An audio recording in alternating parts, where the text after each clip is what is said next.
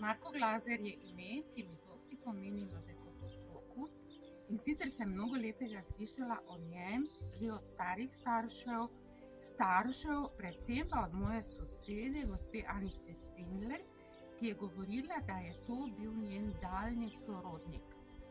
In res sem vedno imela občutek, da se premalo govori o njem, da ga nismo ovekovečili tako, kot bi si zaslužil, ampak to se je zgodilo zdaj, zadnja leta, hvala dr. Valentinu, ki nam je to omogočil in da je spet zaživel njegov lik.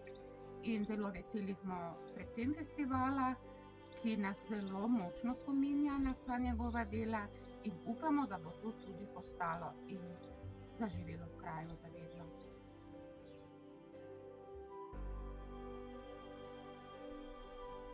V teh dneh se s hvaležnostjo spominjamo duhovnika, župnika v tukajšnji župniji Sveti Peter pri Mariboru, gospoda Marka Glazerja. Poleg dušno-pastirskega dela, ki ga je opravljal v tej župniji, je vzorno poskrbel tudi za poslikavo in obnovo Gorske cerkve, kakor tudi župnijske cerkve. Zelo smo mu za to hvaležni in vsako leto se ga spomnimo predvsem njegovem smrtnem dnevu, kakor tudi ob rojstnem dnevu, ko prirejamo v naši župniji Glazerjev festival. Hvaležni smo mu za vso opravljeno delo, kakor tudi za ohranitev vere in verskih objektov v naši župniji.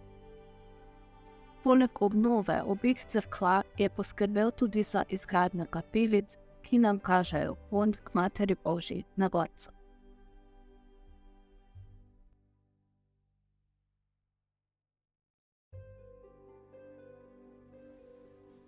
Bil je župnik v Malečniku malo več kot 40 let.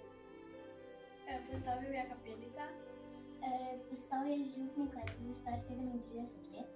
Bil je pesnik. Bil je prijazen do otrok. Bil je pisatelj. Bil je duhovnik. Bil je predvsem Pa se je zavzel za slovenski jezik. obnovil dve cerkve. Zaščitil v najvišjo našo cerkev,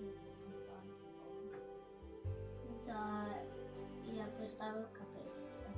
Bil je narodni buditelj. Bil je zelo dober prijatelj škofa Slomška.